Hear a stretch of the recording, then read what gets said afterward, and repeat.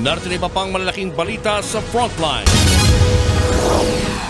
Umanay German language school sa Maynila na palihim pa lang nagre-recruit ng mga magtatrabaho abroad, pinasara ng Department of Migrant Workers. Lalaki sa Barangay Manuyo 1 sa Las Piñas, binugbog at sinakal hanggang sa mamatay. Mga suspect, mismong mga tanod sa lugar. Mga jeep na bumabiyahe sa Metro Manila, malalagasan pagsapit ng Pebrero dahil kalahati lang ang sumali sa consolidation. Mga deboto, dagsa para sa First Friday Mass sa Quiapo Church sa Maynila. Ang iba, tiniis na maglakad kahit mula pa sa probinsya. Inflation o bilis ng pagtaas ng presyo ng mga produkto at serbisyo sa bansa, pinakamababang antas sa nakalipas na 12 buwan. Batang babae na nawala habang nagtitinda para may pambaon sa eskwela. Natagpo ang patay sa Bukidnon. Biktima, posibleng ginahasa pa. Pambansang kamao Manny Pacquiao, lalabas ng retirement para sumabak sa isang exhibition match sa Abril. At tambalang Empoy at Kim Molina, kilig at katatawanan na ang hatid sa bago nilang pelikula na May Zombie. Tape Incorporated at GMA Network pinagbabawalan ng gamitin ang trademark na Itbulaga. Madaling salita, nanalo po tayo. Nanalo po tayo.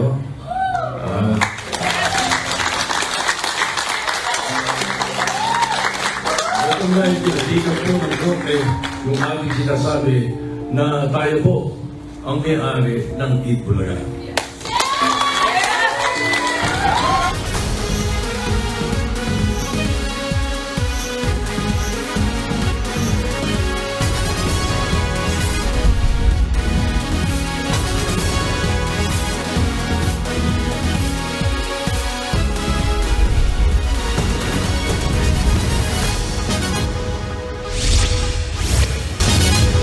Sinalakay at kinandado ng mga tauhan ng Department of Migrant Workers ang isang training center sa Maynila. Pagtuturo ng German language ang inaalok na opisina pero nabistong pugad din pala ng mga illegal recruiter na taga kung maningil. Nasa frontline ng balitang yan si Jenny Dongan.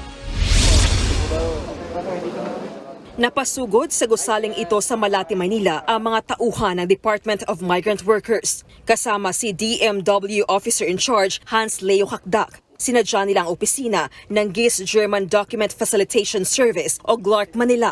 Sinalubong naman sila ng mga empleyado ng GLARC, kabilang dyan ang sinasabing may-ari na isang German national. Sabi ng DMW, sa unang tingin mukhang ordinaryong language school ang opisina na nagtuturo ng German language sa sino mang gusto mag-enroll. Kahit sa mismong Facebook page nila, language school ang nakalagay at German classes lang inaalok. Pero ang totoo, isa rin silang recruitment agency. Modus daw ng training center na magturo muna ng German language. Pero pagkatapos ng sesyon, aalokin ka na ng trabaho sa Germany kahit wala silang lisensya. Madalas caregiver, hotel worker, nurse at teacher ang offer nilang trabaho pero sobrang mahal ng bayad. Ang modus hihingi ng 100,000 training piso para sa training at pagtapos na yung training hihingi pa ng another 100,000 at yun na. No, ito na yung empleyo at syempre yung tatlong na lumapit sa atin ay nagrereklamo. Walang nangyari. Sinubukan pang hinga ng mga kaukulang dokumento ang agency pero wala rin silang maipakitang permit. Kaya sa huli, kinandado rin ng DMW ang opisina. Ang pinresent nila sa atin is actually an agreement with a local recruitment agency and based dun sa wording ng agreement, nagpapasahan nga sila ng recruit. So that's very ng recruitment. So either referral na sila ang magre-refer dun sa agency or yung agency yung magre-refer sa kanila on behalf of German employers. So they're acting within the Philippines on behalf of the German employers, sourcing out candidates. So yun yung ano nila. So hindi lang ito basta training. Tumanggi na magbigay ng pahayag ang may-ari ng training agency. Pero maharap siya at mga empleyado nito sa kasong large-scale syndicated staffa at illegal recruitment. Nanawagan din ang DMW sa mga aplikanteng na biktima ng Clark Manila na makipagtulungan sa kanila. Sabay paalala sa mga naghahanap ng trabaho abroad na huwag basta pumatol sa mga nag-aalok ng trabaho, lalo kung iligal. Nagbabalita mula sa Frontline, Jenny Dongon, News 5. Dead on the spot ang isang rider sa Taguig matapos makabanggaan ng isang truck. Hinihinalang nakainom ang rider. Nasa frontline ng balitang yan, si Hannibal Talete. Duguan, bali ang binti at wala ng buhay. Ganyan inabutan ng mga residente sa lugar ang motorcycle rider na yan sa kahabaan ng JP Rizal Avenue, Barangay Sembo, Taguig. Pasado alas 3 kanina madaling araw, nang salpukin ng rider ang kasalubong na truck. Sa investigasyon ng Taguig Police, patung sa direksyon ng EDSA Guadalupe ang biktima. Kwento ng driver ng truck, galing siya ng Maynila at maghahatid lang ng Kalakal sa Pasig nang mangyari ang insidente. Bigyan ko siya sumapot sa amin. Pero nakalinya ho kami. Gano'ng kabilis? Ay, hindi ko gano'ng kabilis. Pero kami humabagal lang ho. Sa tindi ng impact, nagkalat ang mga wasak na piraso ng motorsiklo sa kalsada. Wasak din ang helmet ng rider. Sinubukan pa ng ilang motorista na saklolohan ang biktima. Tumawag pa sila ng ambulansya. Pero hindi na ito inabutang buhay ng mga rescuer. Lumabas sa inisyal na pagsusuri kung bakit posibleng bumangga ang rider. Positive po siya sa intoxicated, nakainom po si patient. Patuloy ang investigasyon ng mga otoridad sa insidente. Nagbabalita mula sa Frontline, Hannibal Talete, News 5. Walang kawala sa mga pulis ang isang snatcher sa Tondo, Maynila. Ang di niya kasi alam, bukas pala ang tracker ng tinangay niyang smartphone. Nagbabalik si Hannibal Talete. Kamot ulo na lang ang snatcher na ito matapos mahuli ng mga pulis sa Tondo, Maynila. Kinilala ang suspect na si Jeffrey Santillan. Miyerkules nang tangayin ni Santillan at kanyang backrider ang smartphone ng kanilang target. Yung victim natin is a public school teacher, naglalakad sa kahabaan ng Wanluna. Nagte-text po siya, ngayon meron riding in tandem na inagaw po yung kanyang cellphone. Kinabukasan pa siya nakapag-report sa atin dahil natakot yung ating biktima. Nung pag-report naman niya sa atin, agad po tayong nag-conduct na investigation. Hindi na nakunan ang aktual na pagnanakaw. Pero nasapul pa rin ang dalawa sa kuha ng CCTV sa lugar. Inakala ni Santillan na lusot na siya sa krimen. Pero ang di niya alam, bukas pala ang tracker app ng ninakaw na gadget. Sa presinto, positibong kinilala ng guro ang suspect. Nabawi naman ang ninakaw na smartphone. Hindi na naitanggi ni Santillan ang krimen. Tapos lang po sa pera. Tapos sa pera. Saan niyo po ang gamitin sa pera? Kailangan lang po. Napag-alaman naman na dati nang nahuli ang suspect dahil sa pagnanakaw. Mahaharap sa kasong robbery snatching si Santillan. Pinaghahanap pa ng mga pulis ang kasabwat na backrider ng suspect. Nagbabalita mula sa Frontline, Hannibal Talete, News 5. Aminado ang LTFRB na malaki ang malalagas sa bilang ng mga bumabiyaheng jeep sa Metro Manila pagsapit ng Pebrero. Kalahati lang kasi ng mga jeep sa Metro Manila ang sumunod sa PUV consolidation. Nasa frontline ng balitang yan si Gerard de la Peña. Pwede pang mamasada hanggang January 31 pero nakatenga na ang maraming traditional jeepneys sa garaheng ito sa Quezon City. Ayaw na raw bumiyahin ng mga tsuper sa takot na mahuli, lalo't hindi sumali ang kanilang operator sa kooperatiba o korporasyon na alinsunod sa PUV modernization program. Ang resulta, bawas ang masasakyan ng commuters. Ang hirap sa pagsakay, ramdam na ng ilang pasahero. Gaya ni Gerald, na oras ang inabot bago makasakay papunta sa trabaho. Pahirapan na rin po sa kasi kakunti na lang po yung bumabiyahe. Sa work po kasi minsan kailangan, nalilate ako minsan sa work kasi walang masakyan. Mismong LTFRB, aminadong tiyak na bawas ang mga namamasadang public utility vehicle sa Pebrero. Sa unang tala nila, halos 74% lang ng traditional jeepney sa bansa ang sumali sa kooperatiba o korporasyon. Katumbas ito ng higit 111,000 units na nag-consolidate bago ang December 31, 2023 deadline. Mas marami naman sa UV Express na higit 82% o halos 16,000 units. Kung sa Metro Manila ang bibilangin, 51% o halos 22,000 jeepneys lang ang sumunod sa PUV consolidation. Nasa 4,400 units naman ang UV Express o higit 59% lang. Kung titingnan ng records ng Land Transportation Office, sa dami ng mga jeepney dito sa Metro Manila na may prangkisa mula sa LTFRB, hindi raw lahat ay may valid registration. Nakatulad na sa mga private vehicles ay nagbibigay sa kanilang karapatang magpatakbo ng sasakyan sa mga kalsada. Kundi man daw nakakalimutan o walang pambayad sa rehistro, ay posibleng ito rin daw yung mga sasakyan na nawala na noon pang pandemya. O di kaya naman ay nagdesisyon na talagang hindi na ipasada pa yung kanilang mga jeepney. Lumalabas sa datos ng LTFRB na higit 42,000 jeepney units sa Metro Manila ang may prangkisa. Pero kalahati lang dyan ang rehistrado sa LTO at may kaukulang permit sa pagbiyahe. Sila-sila rin ang mga sumama sa consolidation. Kaya pagtitiyak ng LTFRB, kahit nabawasan ng traditional jeeps na babiyahe, may higit 22,000 units na tiyak na papasada. Merong 10 hanggang 12 ruta na halos magkakapareho yung puno at dulo. So meaning to say, that shared resource, you pool all the resources of the public transport supply in that component. Magkano naman kaya ang pasahe sa mga babiyaheng modern jeepney? Sa pag-aaral naman ng grupong Inclusive Cities Advocacy Network, lumabas na posibleng pumalo sa 34 pesos ang minimum fare sa jeep. Higit doble sa kasalukuyang 14 o 15 pesos na pasahe sa modern jeep. Kailangan kumita ng isang tsuper ng 7,000 pesos kada araw.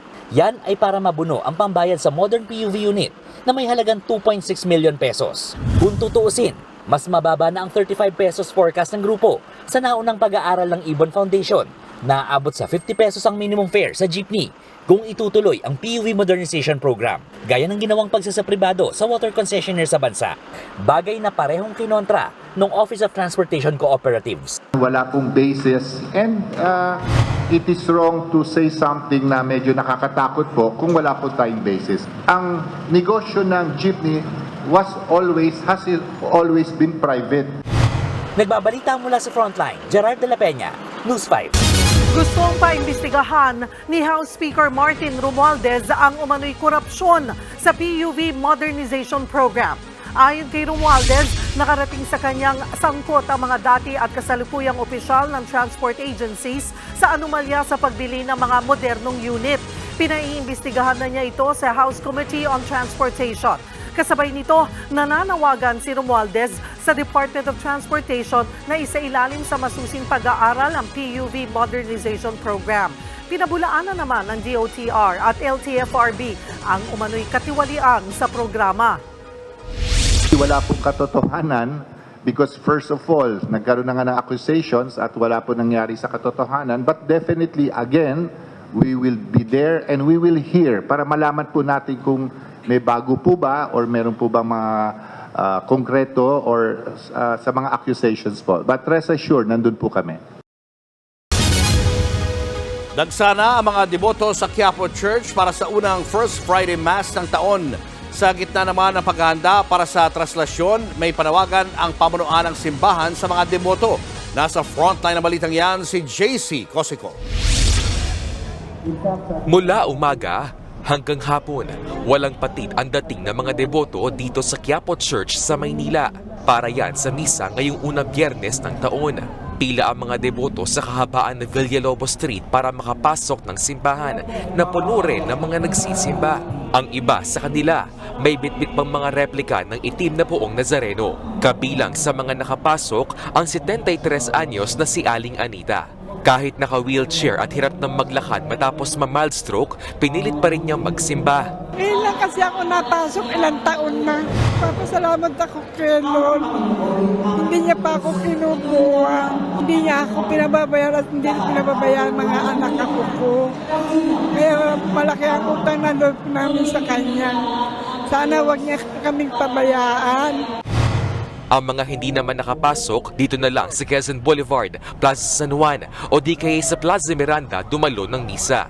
Dito namin inabutan ang pamilya ni Ed na dumayo pa mula Valenzuela. Diniri ko lang si Nazareno na kaya bigyan mo ako ng kambal. Binigay din ni Nazareno, binigyan sa bakod talangi akong binigyan ng kambal sa lahi namin. Ang First Friday Mass ay dry run na rin daw ng Quiapo Church para sa mismong araw ng pista sa January 9. Sinimulan na rin kasi nilang ipatupad ang one entry multiple exit sa Quiapo Church dahil sa buhos ng mga tao. Yung daloy, kung saan lang papasok at lalabas, yung pong mga pinapatupad natin na bawal ang sombrero, ang hoodie, ang payong, yan po ay atin na pong sinisimulan po ngayong araw na ito. Pero bago yan, abala na rin ang mga organizers sa paghahanda sa Quirino Grandstand para sa isasagawang pahalik sa itim na poong Nazareno simula bukas ng alas 7 ng gabi. Handa na ang mga orange barrier at mga fence para sa pila ng mga tao. Hiwala yung para sa mga matanda, buntis at may kapansanan. Inaayos na rin ang stage mula sa mga ilaw at sound system. Pero sabi ng pamunuan ng Quiapo Church, hindi pa rin pwedeng literal na halikan ng puon. Pwede lang itong punasan gamit ng mga panyo o bimpo. Magtatagal ang pahalik hanggang January 8. At yung pong inyong sarili namang tuwalya o bimpo ay maaari nyo rin pong halikan bilang tanda rin po ng kaligtasan, pag-iingat natin sa ating kalusugan. Pero ang pananampalataya, sana ay hindi lang daw tuwing Biyernes o sa mismong araw ng traslasyon. Sana po ay hindi lamang ngayong kapistahan, hindi lamang pag Biyernes, araw-araw ay ito ang hangarin natin na sa lahat ng ating iisipin, na naisin, gagawin, sana nandun yung hangad nating makita si Jesus na kumikilos sa buhay natin. At higit sa dasal at panata, dapat ay samahan pa rin daw ng gawa. Ang taong dasal ng dasal, kung hindi nagbabago ng asal, hindi magiging banal. Dapat tayo ay deboto sa puso, sa salita, higit sa lahat sa gawa. Nagbabalita mula sa Frontline, JC Cosico, News 5. Idineklara ng Special Non-Working Day ang January 9 sa lungsod ng Maynila para sa pagdiriwang ng pista ng itim na Nazareno. Base yan sa Proclamation number 434 na inilabas ng Malacanang at pirmado ni Executive Secretary Lucas Bersamin. Dito nakasaad na idineklara ang Special Non-Working Day para bigyang pagkakataon ang mga deboto na makilahok sa traslasyon. Sa mga nakalipas na taon, 1 hanggang 3 milyong Pilipino ang nakiisa sa pista. Nauna nang sinabi ng PNP na magpapakalat sila ng nasa 15,000 pulis para tiyakin ang seguridad ng publiko sa araw ng traslasyon. Ipinarada ang mga imahe ng Santo Niño sa ilang ospital at bilangguan sa Cebu para sa nalalapit na pista. Sa Quezon City naman, higit 70 imahe ng Batang Jesus din ang ibinida. Nasa frontline ng balitang yan, si Laila Pangilinan. Higit 2 linggo bago ang pista ng Santo Niño, iba't ibang size at bihis na mga imahe ng Batang Jesus ang naka-exhibit sa isang mall sa Quezon City. Pag-aari ito ng mga pribadong individual. 73 imahen ang naka-exhibit. January, nandyan syempre ang traslasyon ng Nazareno. Kahati ng January, Santo Niño fever tayo. Ang child Jesus, like any other child, innocent, honest, yun yung mga dapat nating balikan na ang dami nating pinagdadaanan sa buhay. Pero yung mga basic na qualities ng isang bata, nakakatuwang balikan. Tampok ang ilang galing pa sa malalayong lugar, gaya na lang ng Santo Niño de Morion na ibinyahe pa mula Marinduque. Ang iba, imbis na bulaklak, mga lollipop at candy ang gayak. May imahe pa na naglalaro ng luksong baka si Santo Niño at may mga bersyon din siyang natutulog. Nandito rin ang mga replika ng Santo Niño de Cebu na pinakamatandang imahen ng baby Jesus sa bansa. Inirigalo ito ni Ferdinand Magellan kay Raha Humabon at asawa nito noong 1521. Isa si Luisa sa nagpunta sa exhibit kasama ang kanyang mga apo. Para po pagka lumaki sila, maging mapalasimba din po sila para lumaki silang mababait. Para naman kay Virgie na taga Cebu at deboto ng Santo Niño, hindi aksidente na napadpad siya sa exhibit nang mapaaga siya sa kanyang meeting sa Cubao. Miracle and magic is the word. Yeah, I feel so blessed, just to be divinely guided here. Yeah, and I like to thank the organizer for organizing these activities in bringing Santo Niño closer to the people also. Especially as devotees. Hanggang January 19 ang libreng exhibit. Taon-taon Ngayon, sa iba't ibang bahagi ng bansa, may malakihang selebrasyon para sa Santo Niño. Ito ay para maipakita natin ang pagmamahal sa Baby Jesus. Sa Metro Manila, sikat sa Pandacan at sa Tondo ang kanilang Santo Niño Festival. Habang sa Iloilo, meron namang Dinagyang Festival. At sa Cebu, naghahanda na rin ang probinsya para sa kanilang Sinulog Festival. Pit Senyor! Sa Cebu, nakagawian ng iprosesyon ang imahe ng banal na bata sa mga ospital at bilangguan. Si Nanay Maria, emosyonal na lumapit sa imahen at nagdasal kasama ang anak sa ospital sa Talisay City kanina. Sana magalingan niyang lahat na dito sa Talisay District Hospital. Magalingan niya lahat ang mga nandito. Since hindi makabisita ang may sakit, and our brothers and sisters, the PDLs, the persons deprived of their liberty, na hindi maka-celebrate sa atin, si Jesus, ang balaang bata or the Santo Niño himself, bibisita sa kanila to give hope in their darkness. Sa January 21 na ang Fiesta Señor, kaya nagsimula na ring maglagay ng mga banderitas sa Basilica Minor del Santo Niño. Libo-libong deboto ang inaasahang daragsa sa pagdiriwang, nakasabay din ng Sinulog Festival. Nagbabalita mula sa Frontline, Laila Pangilinan, News 5. Susunod, customer sa isang kainan sa Pampanga, binulyawan, minura at pinagduduro ang waitress na sumita sa kanyang paninigarilyo. Ay, payado ka mo! Ay, aliko. Eh, ka-negosyante! Aliko. Ako negosyante kung Clark na.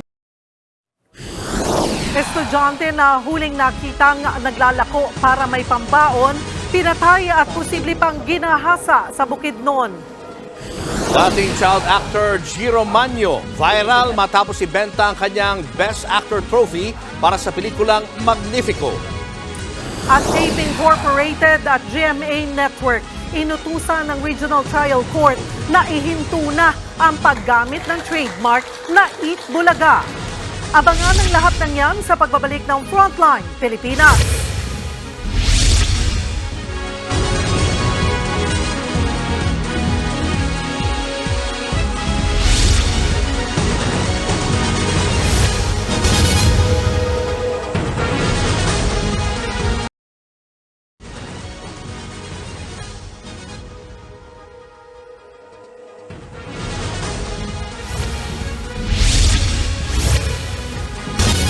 Himas rehas ngayon ang isang babaeng bibisita lang sana sa isang kulungan sa Butuan City.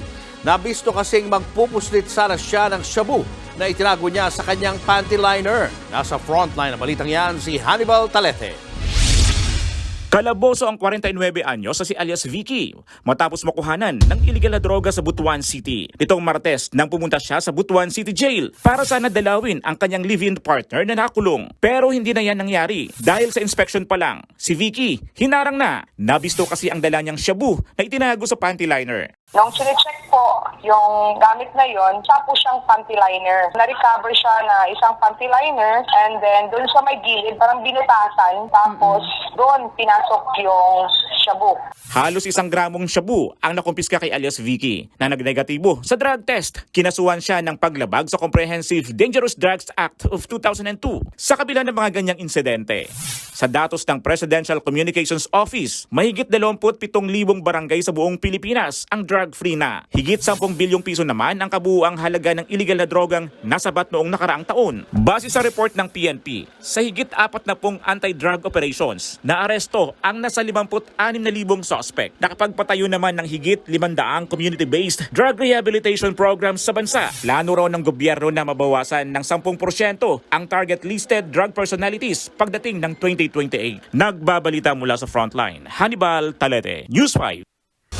Sinisi ng Department of Energy ang National Grid Corporation of the Philippines o NGCP sa nangyaring malawakang blackout sa Western Visayas.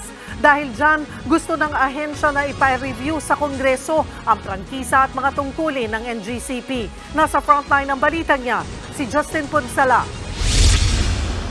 Napapanahon na raw na ibigay sa ibang korporasyon ang ibang tungkulin ng National Grid Corporation of the Philippines o NGCP. Ayon yan kay Department of Energy Secretary Rafael Lotilla. Nasabi yan ng kalihim kasunod ng blackout sa malaking bahagi ng Western Visayas, partikular na ang Panay Island noong January 2. There was a 2-hour window of opportunity for them to act.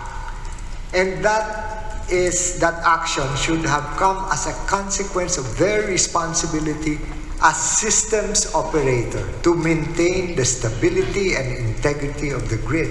Sa ngayon ay naibalik na ang kuryente sa Panay. 3 ang functions o tungkulin ng NGCP. Una ay ang operations and maintenance ng transmission assets ng bansa. Sa ilalim naman ng planning and engineering function, nagtatayo ng bagong transmission lines ang NGCP. Sa tungkulin namang systems operation, binabalanse ng NGCP ang supply at demand ng kuryente na dumadaloy sa transmission lines para maging stable ang power grid. Ang systems operations function ang gusto ni Secretary Lotilla na matanggal mula sa NGCP. The fact that you don't have any action taken and market intervention came actually an hour later by the systems operator shows that there is something wrong with the way they recognize their responsibilities. So if they can't carry that out, why don't we therefore segregate it from them and they can focus on construction and operation of the transmission grid? Pero sagot dyan ng NGCP, hindi pwedeng matanggal sa kanila ang pagiging systems operator. Hindi siya magiging efficient kung ihiwalay yung system operations. Kasi essential yan sa pagpapatakbo ng isang transmission system. Magkasama yan, yung physical maintenance and operation of the transmission grid, as well as the trafficking and management of the power that flows in that physical asset.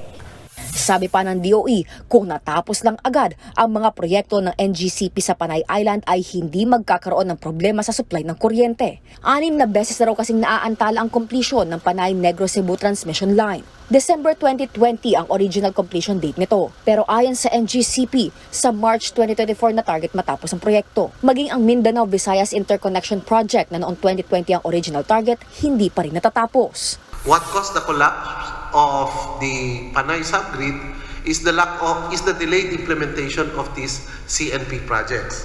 Again, ang problem natin is on a delayed implementation.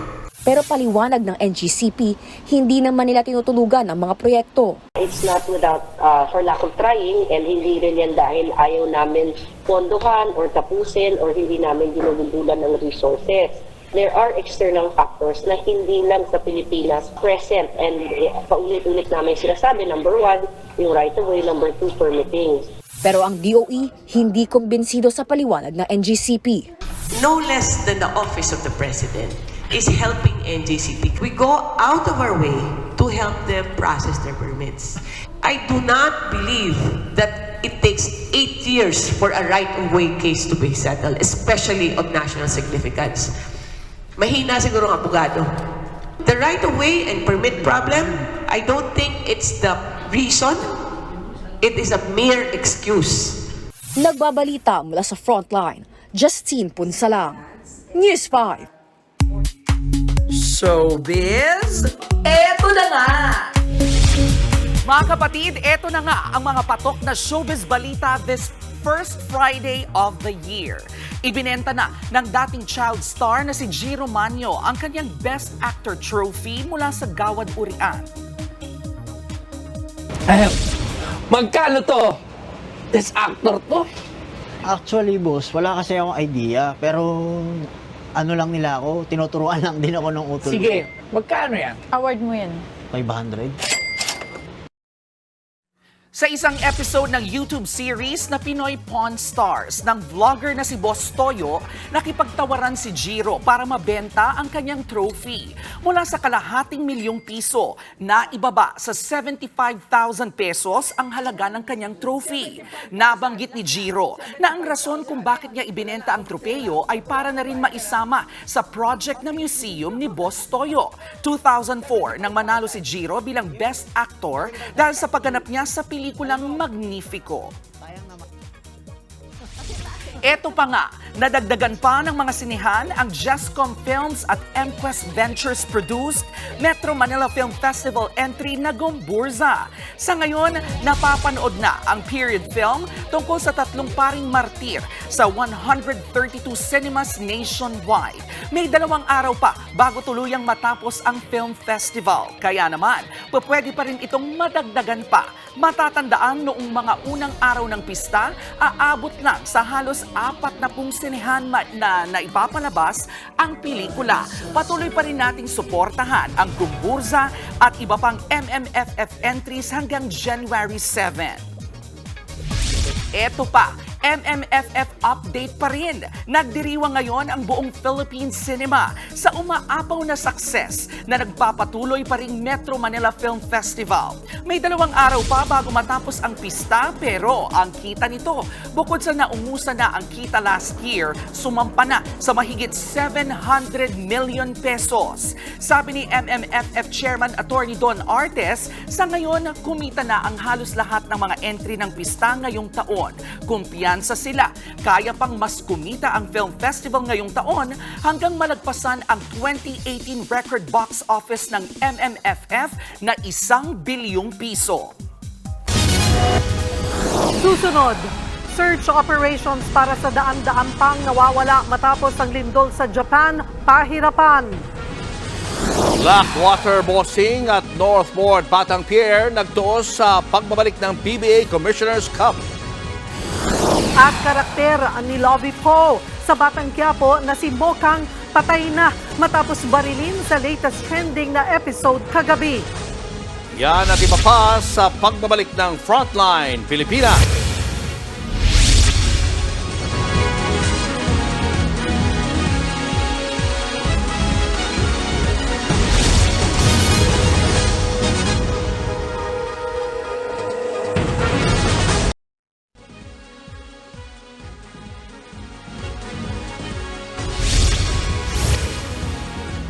Patay ang isang lalaki matapos pagbintangang nagnakaw at pagbubugbugin ng mga tanod at opisyal ng barangay sa Las Piñas City.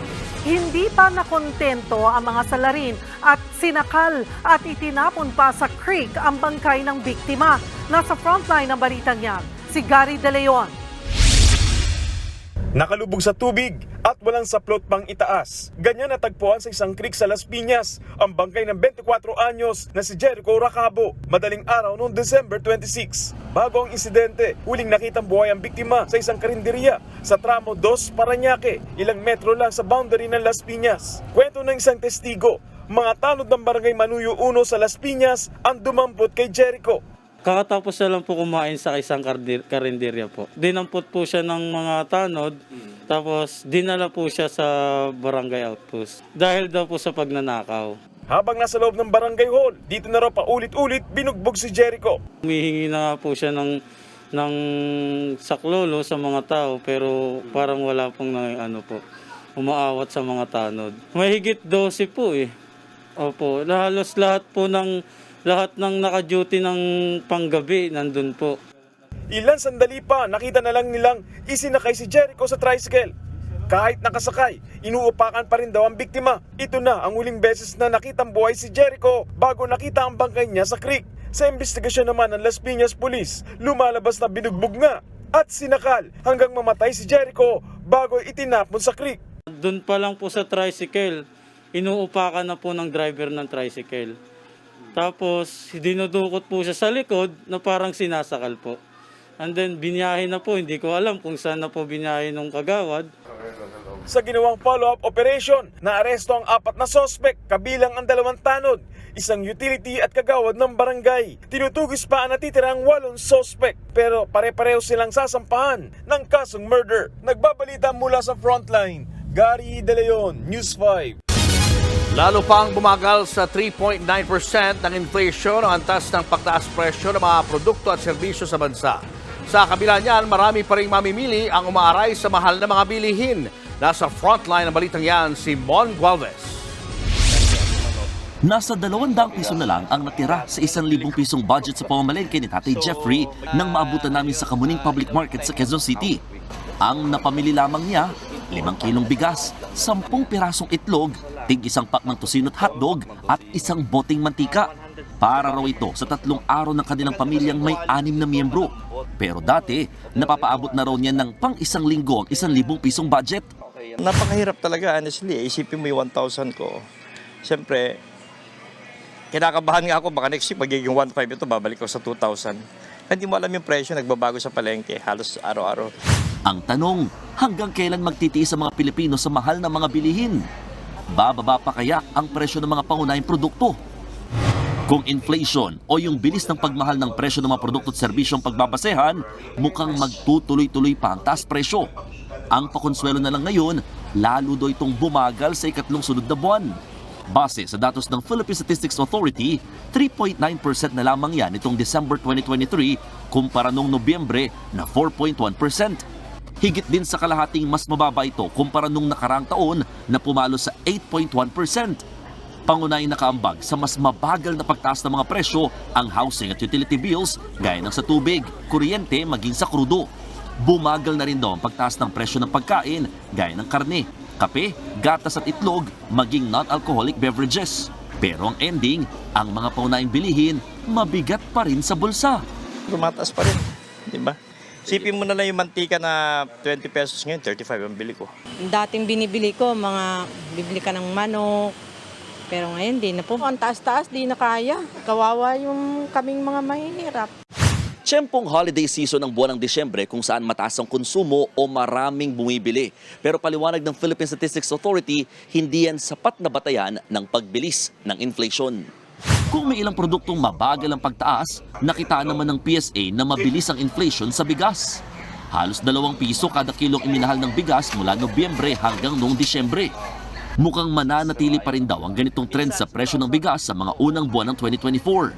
Ayon kay Pangulong Bongbong Marcos, nakakatuwa ang pagbagal ng inflation. Patuloy daw ang pagsusumikap ng pamahalaan para pagandahin pa ang ekonomiya. Tinututukan din ang sektor ng agrikultura para sa mas murang pagkain. Nagbabalita mula sa Frontline, Mon Goalvez, News 5.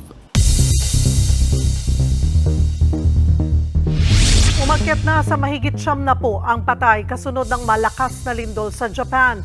Mahigit 200 pa ang nawawala at may mga lugar na hindi pa mapuntahan ng mga rescuer. Ang Frontline News Abroad sa report ni Mayan Los Baños.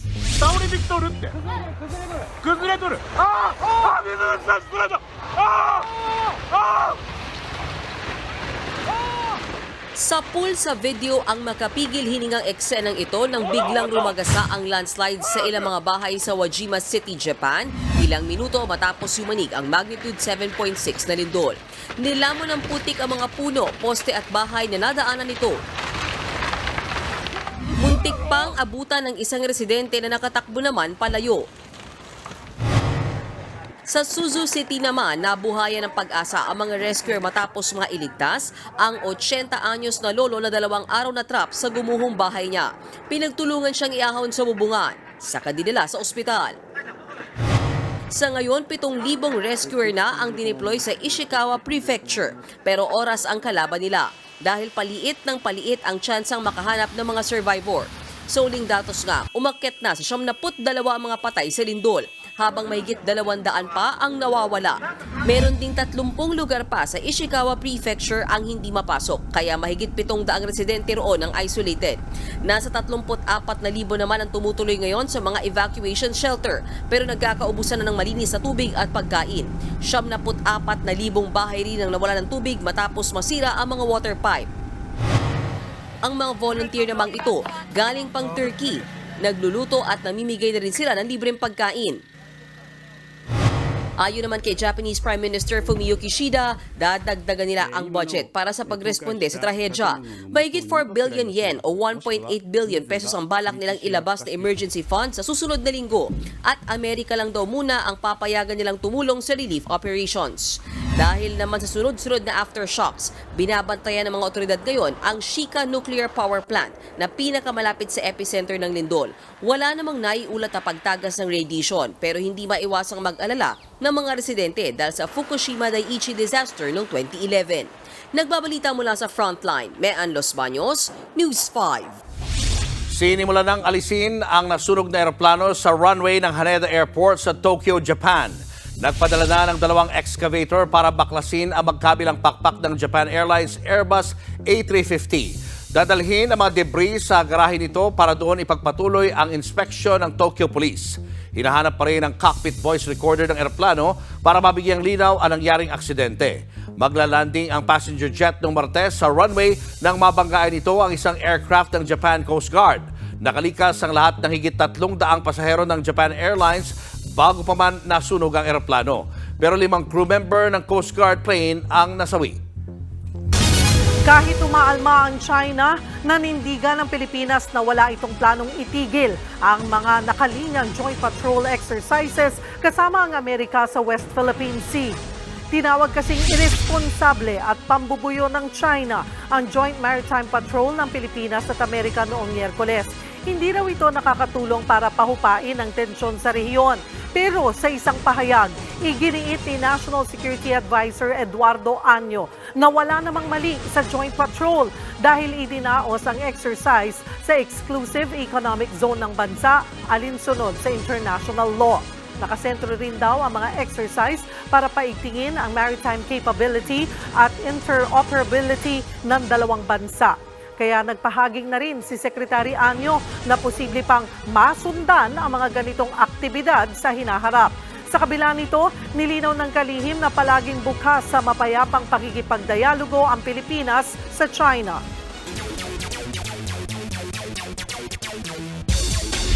Pasok na sa playoffs ng PBA Commissioner's Cup ang Northport Batang Pier matapos talunin ang Blackwater Bossing. Nasungkit ng Batang Pier ay ka-6 na ticket sa quarterfinals sa tulong ng mainit na opensa, partikular sa third quarter. Ang final score, 106-89. Best player of the game si Joshua Monzon with 20 points. At dahil sa panalo, naputol ng Northport ang kanilang 2-game losing streak, habang wala pa rin panalo ang Bossing sa kanilang huling 9 na laro. Nangunguna sina LeBron James at Giannis Antetokounmpo sa botohan ng NBA 2024 All-Stars.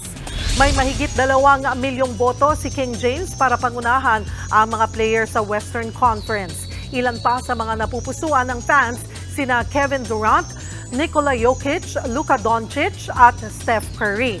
Para naman sa Eastern Conference, si Giannis ang nangunguna sa higit 2.1 million votes. Magkakasama niya sina Joel Embiid, Jason Tatum, Tyrese Halliburton at Damian Lillard. Ang mga magwawagi sa botohan ang mapipiling starters ng dalawang conference. Gaganapin ang NBA All-Star Games sa Pebrero. Susunod, lalaki sa Las Piñas patay matapos sumunong bugbugin at sakalin ng mga tanod. Estudyante walang habas na namaril sa kanyang eskwelahan sa Iowa sa Amerika. Isa ang patay, 5 iba pa sugatan. At sa ating alaman, balikan natin ang kasaysayan ng pinaka-dinarayong simbahan sa bansa, ang Quiapo Church. Tutok lang mga kapatid, magbabalik pa ang Frontline Pilipinas.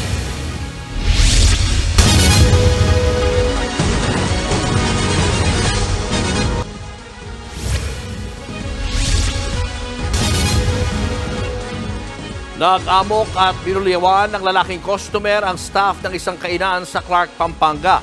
Uminit daw ang ulo ng lalaki matapos pagwawalang manigarilyo. Nasa frontline ng balitang yan si Rainiel Pawit. Empleyado ka mo! Ay, aliko. Kaya ka negosyante! Aliko. Ako negosyante ko Clark na. Saglit po, Hindi ka empleyado ka mo. Saglit po. Hindi ka pag-obra ka mo. Ay, aliko po. Nanggagalaiti at dinuro-duro pa ng lalaking yan ang waitress na may hawak ng kamera habang nasa labas ng kainan ito sa Clark Freeport Zone sa Pampanga nitong December 30. O nano?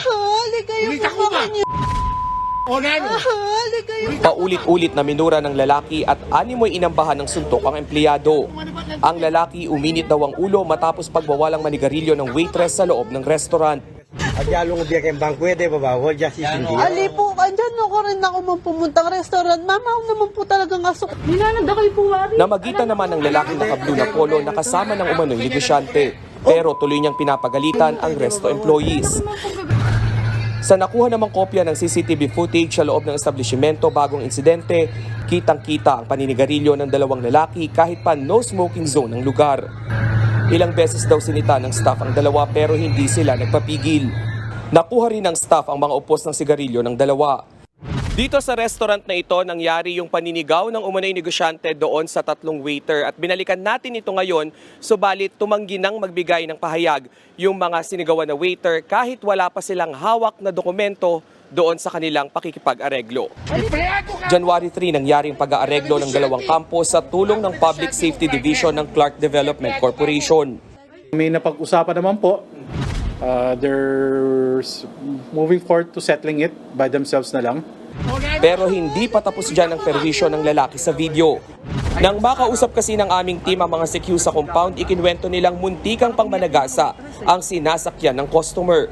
Muntik nga masagasaan yung isang guard namin. Kasi parang kasi nga siguro yung driver. Yung driver kasi yung nagsigaw doon. Tapos doon harangan, paano yun? Tumakbo mabilis? Kasi pinapaharang niya sana pero nagbilis lang na tumakbo. Iniimbestigahan na ng pamunuan ng compound ang insidente. Nilinaw din nila na hindi negosyante sa lugar ang lalaki, gaya ng ipinagmamalaki nito sa video. Sinubukan ng News 5 na kunin ang panig ng customers. Pero sabi nila sa tanggapan ng Clark, no comment sila sa issue. Nagbabalita mula sa frontline, Rainiel Pawid, News 5. Nagpatupad ng balasahan sa Department of Agriculture si Secretary Francisco Tiu Laurel Jr. Nagsilbi na bilang advisor sa Technical Advisory Group si Secretary Tiu, si Senior Agriculture Undersecretary Leocadio Sebastian, si OIC Undersecretary for Operations Roger Navarro ang magiging pinuno ng Rice Industry Development Program, habang si Director Unicols Manalo ang Director ng National Rice Program. Si Undersecretary Drusila Bayate ang bagong Undersecretary for Policy, Planning and Regulation, habang USEC for DA Bureaus si Undersecretary Mercedita Sombilia. Magsisilbi namang full-time spokesperson si Assistant Secretary Arnel De Mesa. Tutugisin na ng PNP ang mga content creator na gumagamit sa mga pulis para umano pabagsakin ang Marcos administration. Inatasan ni PNP Chief Benjamin Acorda Jr. ang anti-cybercrime group na tukuyin ang mga nasa likod ng mga mapanirang post sa social media. Gusto raw nilang sampahan ng reklamong kriminal ang mga nagdadawit sa PNP para sa destabilization plot. Paglabag daw ito sa cybercrime law. Inihalimbawa ng PNP ang isang YouTube channel kung saan mga general daw ang nagpaplanong pabagsakin si PBBM. Pagtitiyak ng PNP, mananatili silang walang pinapanigan. Nasawi ang isang backride matapos tumilapon sa sinasakyang motorsiklo sa Quezon Province. Nawalan daw ng control ang rider dahil sa tumawid na aso. Nasa frontline ng balitang yan, si Rainiel Pawid. Duguan ang mukha at halos di na makakilos ang lalaking ito ng madatna ng mga rescuers sa barangay Isabang sa Lucena City, Quezon kagabi. Tumilapon siya matapos madisgrasya ang sinasakyang motorsiklo. Isinugod pa sa ospital ang biktima pero idineklarang dead on arrival. Sugatan naman ang kasama niyang nagmamaneho ng motor. Base sa investigasyon, dumaraan ang mga biktima sa Maharlika Highway nang mabangga nila ang isang tumatawid na aso. Dahil dito'y nawalan ng kontrol ang motor at tumilapon ang mga biktima. Walang suot na helmet ang dalawa nang mangyari ang insidente. Nagpapagaling pa sa ospital ang sugatang rider. Ligtas naman ang asong nabangga ng motor. Humandusay naman sa kalsada ang babaeng ito matapos magbanggaan ang motorsiklo at tricycle sa barangay Santa Rita, Carsada, Batangas City. Mga gasgas at pananakit ng katawan ang inabot ng biktima. Dinala ang pasyente sa Batangas Medical Center. Patuloy pa ang investigasyon sa aksidente. Nagbabalita mula sa frontline, Rainiel Pawid, News 5. Nagsimula na ang paglilinis sa oil spill sa Davao Samal Port sa Davao City. 30 litro ng sludge oil ang naipon ng response team mula sa oil spill. Dati ang 200 cubic meters ng langis ang kumalat sa pantalan pero hindi patiyak kung saang barko nang galing ang oil spill. Kumuha na ang Marine Environmental Protection Force ng oil sample mula sa 8 barko na nakadaong sa pantalan.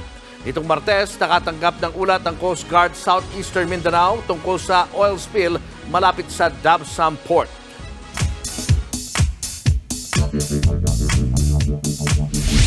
Simbolo ng malalim ng pananampalataya. Yan po ang sikat na simbahan ng Quiapo. Matatagpuan sa kahabaan ng Quezon Boulevard sa Maynila, itinayo ang simbahan ng mga Franciscan missionaries noong August 29, 1586. Ang pinakaunang bersyon ng simbahan, gawa pa nga sa mga kawayan at nipa. Unti-unti, nakilala at naayos pa ang simbahan. At tulad ng pananampalataya ng marami, nasubok din ang simbahan ng Quiapo sa pagdaan ng panahon. 1645, nasira ang simbahan dahil sa isang lindol. Mahigit isang siglo matapos niyan, nasunog naman ito noong 1791. Mahigit 70 taon naman ang lumipas noong 1863, muli na naman itong nasira ng isa pang pagyanig. After 66 years, nasunog itong muli taong 1929. February 3 hanggang March 3, 1945 naman, naipit sa gulo ng Battle of Manila ang Quiapo Church sa pagitan ng mga puwersa ng Pinoy at Amerika laban sa mga Hapon. Nabomba at nawasak ang simbahan. Simula noon, unti-unti itong inayos at itinayo hanggang tuluyang maibalik ang ganda noong 1984. 3 taon matapos niyan, alinsunod sa Papal Bull Kiloco Petri ni Pope John Paul II, itinaas bilang minor basilica ang simbahan ng Quiapo. Isang espesyal na pagkilala ito para sa isang simbahan dahil sa naging ambag nito sa kasaysayan, ganda ng arkitektura at mga liturgical activity. And speaking of liturgical activity, pinakakilala ang Quiapo Church sa taunan nitong pista ng Puong Itim na Nazareno. Dito, libo-libong mga deboto ang nagsasama-sama para magdasal at ipagdiwang ang mga biyayang natatanggap nila mula sa Diyos. Ang simbahan ng Quiapo, isa na nga raw magandang halimbawa sa ating pagiging Pilipino. Sinubok man ng maraming unos hanggat nakakapit sa pananampalataya, magpapatuloy at sasabay pa rin sa agos ng panahon. Maganda po itong halimbawa na tulad ng kay Alaman, ang tatag ng ating pananampalataya ay kay Yamanan. Okay. Susunod, exhibition fight ni na boxing legend Manny Pacquiao at Muay Thai fighter Buakaw Banchamek kasado na sa Abril. At Tape Incorporated at GMA Network, bawal nang gamitin ang trademark na 8 Bulaga. Marami pa kayong mga balitang dapat malaman sa pagbabalik ng Frontline Pilipinas.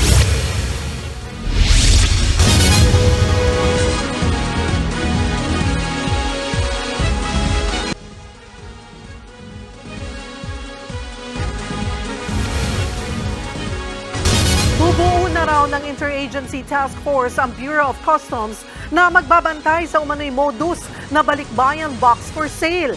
Eksklusibo namang humarap sa News 5 ang vlogger na nakabili raw ng hindi na-claim na box. Nasa frontline ng balitang yan, Simon Gualvez.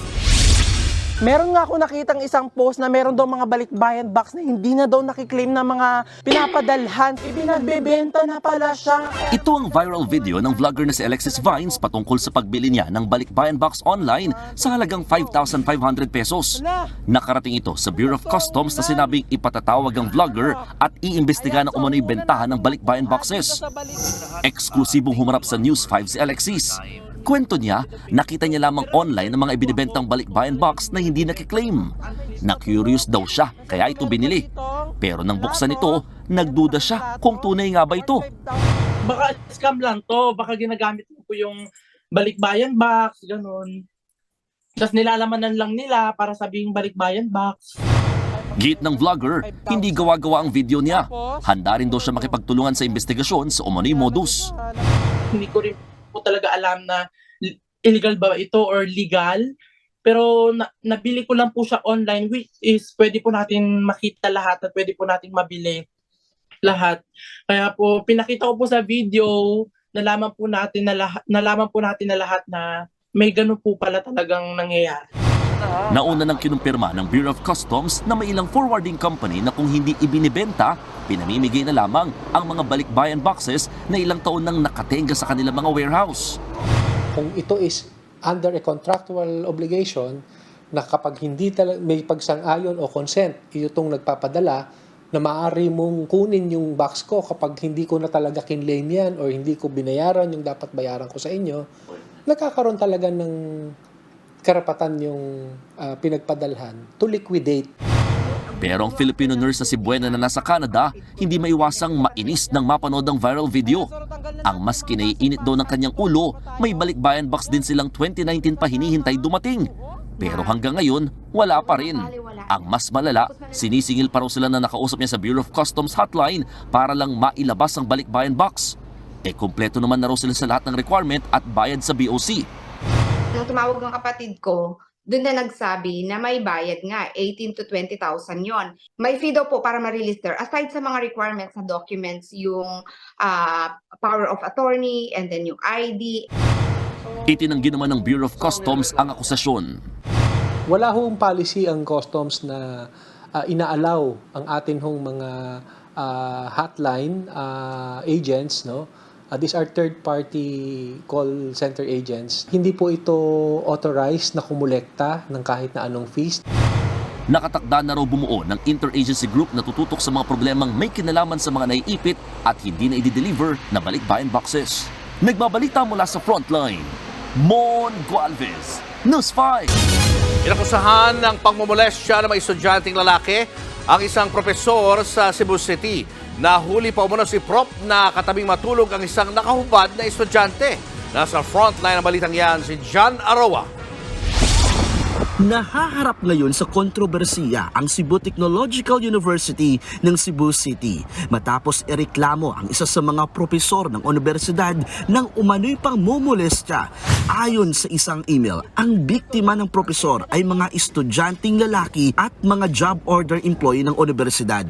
Base sa ilang ulat, nahuli ng dating dean ang hindi pa pinapangalan ng propesor na natutulog katabi ng isang nakahubad na estudyanteng lalaki sa loob mismo ng classroom. May ilan ding nagrereklamo na pinagtatakpan daw ng ilang opisyal ng paaralan ang propesor. Sa investigasyon naman ng CTU, lumalabas na walang kahit isang nagsumite ng sworn statement para panindigan ang mga paratang. Wala kami natulog, nag-investigate kami, kaso lang walang tao na nag-stand and cooperated in this investigation. They made mention of a lot of people who allegedly had knowledge over the facts of the case, no? Pero when we confronted these people, again, some would say they have no knowledge, others would refuse to cooperate. Dahil walang nagpakilalang complainant, hindi sinuspinde ng CTU ang inirereklamong propesor. Hindi rin nagpaunlak ang guro ng panayam sa News 5, pero ayon sa universidad, mariin itong itinanggi ang mga paratang. Pwede pa rin naman daw itong imbestigahan ng pamunuan ng CTU. We encourage those students, kung talagang may mga biktima ba, to come out and go to us, to the committee. We assure you that we will protect you at all costs. Hindi raw kukonsintihin ng CTU kung may maling nagawa ang kanilang staff at empleyado. Sa ngayon, nakikipag-ugnayan ang universidad sa Regional Anti-Cybercrime Unit ng Central Visayas para malaman ang nagpadala ng email. Maging ang CHED Central Visayas, iimbestigahan daw ang aligasyon laban sa propesor. Pinagpapaliwanag din ang universidad tungkol dito. Nagbabalita mula sa Frontline, John Aroa, News 5. Binulabog ng pamamaril ang isang paaralan sa Perry City, Iowa sa Amerika. Patay ang isang grade 6 student. Ito ang unang insidente ng mass shooting sa Amerika ngayong taon. Ayon sa Iowa Police, suspect sa pamamaril ang 17 anyos na high school student. Pinagbabaril ng gunman ang mga kapwa estudyanteng papasok sa klase na pawang galing sa bakasyon. Kaya napatay ang grade 6 student at sugatan ang 5 iba pa. Natagpuan ding patay ang suspect na nagbaril daw sa kanyang sarili. May nakita ring improvised explosive device sa loob ng eskwelahan. Iniimbestigahan pa ang motibo sa mass shooting. Sa salpukan ng tren, nauwi ang pagkakadiskaril ng isang tren sa New York City sa Amerika. Sa Indonesia naman, 3 ang patay sa banggaan din ng 2 tren. Ang Frontline News Abroad ni Mon Gualvez. Malabangungot na eksena ang dinatnan ng mga rescuer matapos magbanggaan ng 2 tren sa West Java, Indonesia. Mukhang pinitpit na lata ang ilang bagon dahil sa tindi ng banggaan. Ang ibang bagon naman tumalsik sa kalapit na palayan. Sa paligid nito makikita ang mga pasahero. Ang iba iika-ika pa sa sakit ng katawan. Sa investigasyon, lumabas na nagbanggaan ng 2 pampasaherong tren pasado alas 5 kaninang umaga. 3 ang patay sa disgrasya na pawang puro crew member pa ng tren. Mahigit 2 dosena naman ang sugatan. Bukod sa kanila, aabot sa 500 pasahero naman ang nakaligtas sa disgrasya. Patuloy ang rescue operation para sa ilang biyahero na natrap sa wreckage. Inaalam pa ang naging sanhi ng banggaan. Sa New York City naman sa Amerika, 2 subway train ang nagsalpukan. Nagmadali ang mga rescuers sa pagsagip sa pasahero ng 2 tren. Sa investigasyon, lumabas na nakaparada ang isa sa mga tren ng salpukin nito. Napag-alaman na nadiskaril kasi ang bumangga na tren. Mahigit 300 pasaherong sinakluluhan at inilikas mula sa crash site. 26 naman ang sugatan.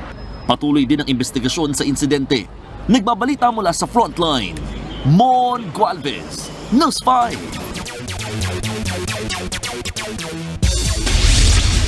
Nakahanap na ng bagong team ang isa pang player ng disbanded na F2 Logistics sa Premier Volleyball League. Maglalaro na para sa PLDT High Speed Hitters ang setter na si Kim Fajardo. Tutulungan ni Fajardo ang Hitters sa pagkuha ng unang kampyonato ng kanilang kuponan. Natapos sa 5th place ang PLDT sa nagdaang All-Filipino Conference. Lumipat naman sa Petrogas Angels si Michelle Morente. Higit 1 linggo pa lang ang nakararaan nang i-anunsyo niya ang pag-alis niya sa PLDT. Makakasama ni Morente ang isa pang bagong player ng Angels na si Myla Pablo. Homecoming ito para kay Pablo na minsan na naging bahagi ng Petrogas. Kasama pa siya sa champion squad ng Angels na nagwagi sa 2022 Reinforced Conference. Magbabalik boxing ring si pambansang kamao Manny Pacquiao para sa isang exhibition match. Ay mismo sa kampo ng boxing legend, sunod na lalaban si Pacquiao kay Muay Thai icon Buakaw Banchamek. Gaganapin ang laban sa home country ni Banchamek na Thailand sa April 20. 6 na 3-minute rounds daw maghaharap ang 2 fighting legend. Hulyo pa nung nakaraang taon nang unang mapabalitang maghaharap sina Pacquiao at Banchamek. Huling lumaban si Pacquiao sa isang exhibition match sa South Korea noong 2022 kontra sa YouTuber na si DKU. Hindi bababa sa 19 na atleta ang target ipadala ng Pilipinas sa 2024 Paris Olympics. Ayon kay Philippine Olympic Committee President Bambol Tolentino, umaasa silang mas maraming Pinoy ang magko-qualify sa Olympics. Pero quality over quantity pa rin daw ang prioridad nila para malagpasan ang 1 gold, 2 silvers at 1 bronze medal na naiuwi ng Pilipinas noong Tokyo Olympics. Sa ngayon, 4 na Pinoy athletes na ang pasok sa Paris Olympics. Kabilang ang pole vaulter na si EJ Obiena, boksingerong si Yumir Marshall at 2 gymnasts na sina Kaloy Yulo at Alea Finnegan. Target naman ng POC na masama sa mga lalaban si pambansang kamao Manny Pacquiao. Sa Marso maglalabas ng desisyon ng International Olympic Committee kung papayagan sumali sa Paris si Pacquiao. Susunod, Lavi Po may mensahe sa kanyang co-stars matapos mamaalam ang karakter niyang si Mokang sa Batang Quiapo. At mga trademark ng Eat Bulaga, hindi na pwedeng gamitin ng Tape Incorporated at GMA Network base sa desisyon ng Korte. Tuloy-tuloy pa ang makabuluhang balitaan sa pagbabalik ng Frontline Pilipinas.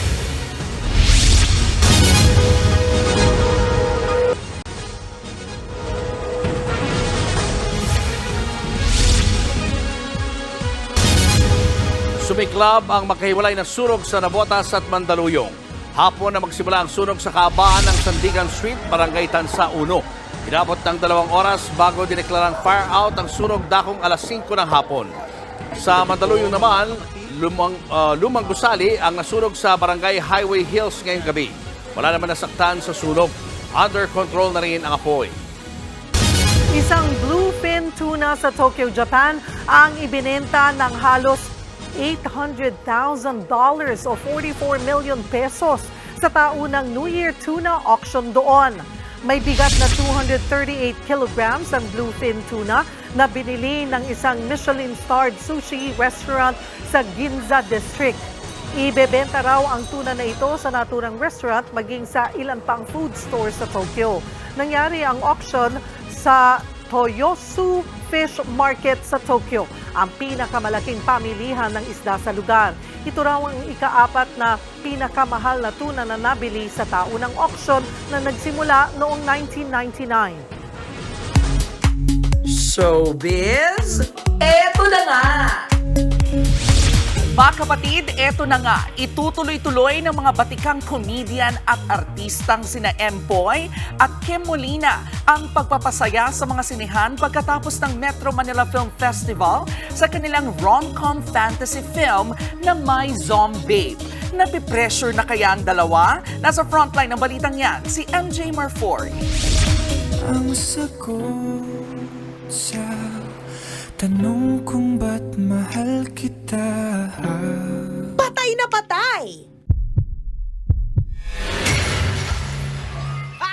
Sa patay? Yan ang riot sa katatawan ng pang-opening salvo post-Metro Manila Film Festival sa bansa na My Zombie. Sa success ngayon ng MMFF, ang tanong ngayon sa mga makukulit na bida ng pelikulang sina Empoy at Kim Molina, do they feel any pressure right now? Walang pressure naman. Ang sa amin lang ni Kim, gusto lang siguro namin, yun lang, katulad ng sabi ni Kim, unang sabak ng taon, unang buwan, makapagpasaya ng mga tao para in the whole year talaga, marami pang mga pelikulang. Nung 2023, naalala ko, nag-guest din kami sa'yo, nag-open naman kami ni Jeff. So, nung nagsinabi sa akin ni boss na, Kimmy, mag-open ka ulit ng Viva for this year, ha? Parang yung feeling ko, kasi siya, nagbigay siya ng malaking blessing. It's amazing to be able to give good vibes to the people at the beginning of the year. So that's what I keep on thinking of. Gaya ng mga stars nung MMFF, todo sipag din si Kim at Empoy sa pag-promote ng kanilang movie. Ramdam na nga raw ni Empoy ang pagod. Umpisa pa lang ng taon. Na-judge pa siya sa light moment na ito sa ating interview. Ba't sorry? Yung mukha mo? Gusto ko yung mukha ko? Okay. Ewan ko ba dito? Hindi mo yung dyan, habit, yung bad habit yun sa gilid. Kumakain kasi ko. Nakaserve lang nung seafood marinara. Sorry na. Okay, go lang. Salamat Alam ko yung feeling na gutom ka. Kumain kayo. Promo ka pa. Kumain kayo, guys. Ang good news pa, hindi rito nagtatapos ang proyekto ng dalawa dahil mapapasama rin sila sa 6 local movies a month na target ng Viva Films ngayong 2024. Ang advocacy naman namin dito is about na makapagpasaya lang ng mga tao talaga. And that's it. That's it. Mapapanood na ang My Zombie sa January 8 only in cinemas. Nagbabalita mula sa Frontline, MJ Marfori, News 5. Eto pa nga, na maalam na ang karakter ni Lovie Poe na si Mokang sa hit kapatid Dreamscape series na Batang Quiapo.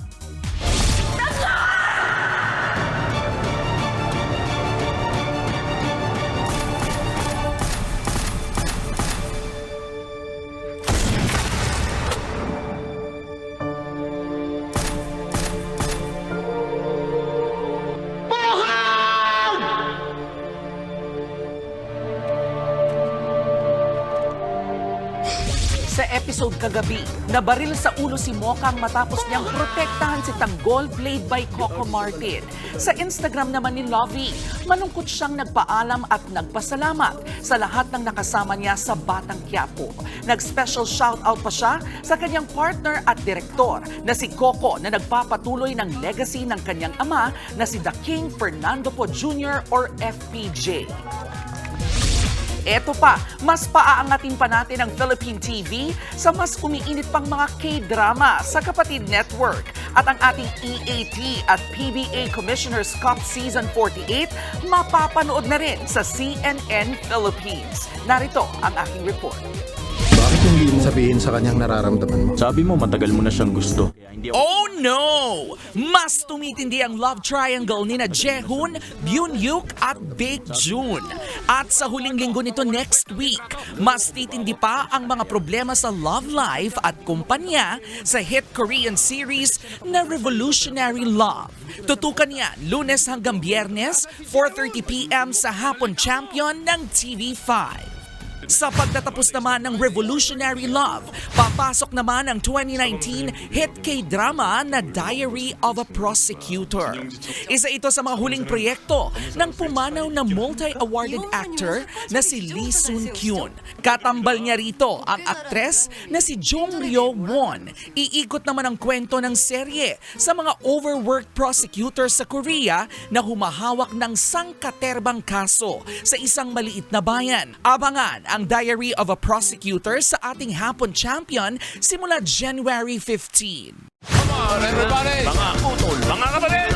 Ang nangunguna namang noontime show sa bansa na EAT, e-air na rin tuwing Sabado sa CNN simula bukas. But wait, there's more.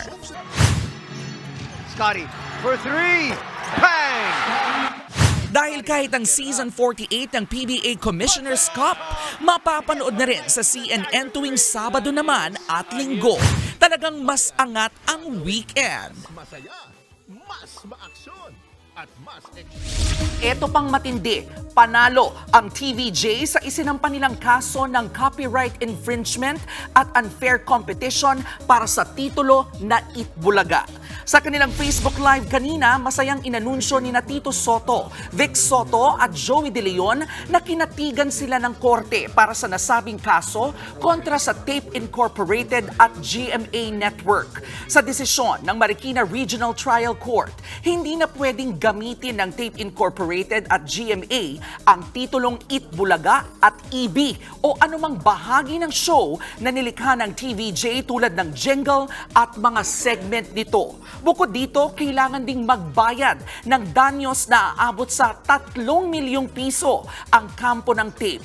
Binasura na rin ng Marikina RTC ang mga counterclaim ng Tape at GMA dahil sa kakulangan ng merit. Madaling salita, nanalo po tayo. Ito nga yung pinatigan po ng korte yung aming sinasabi na tayo po ang may-ari ng Itbulaga. Madaling salita, ating talaga ang Itbulaga. Yun, final na. No? Pero ramdam mo pa rin yung emosyon sa kanila. Oo, so by tomorrow kaya, ay Itbulaga na talaga lahat. Aabangan niyo po yan. Logo. Oo. Diba? Tumutok po kayo dito sa Kapatid Network. Uy, nanonood sa atin ngayon si Joey De Leon. Boss Joey. Hello. At si Bossing Vic at Miss Pauline Luna. Hello po. At yan ang mga balita mula sa frontline ng Pilipinas sa araw na ito. Mga balita at impormasyong para sa mga may alam at may pakialam. Kami ang inyong mga kasangga sa pagbalita. Kasama si Kalad Karen. Ako po si Julius Baba. Ako naman po si Cheryl Cosim. Magandang gabi, Pilipinas!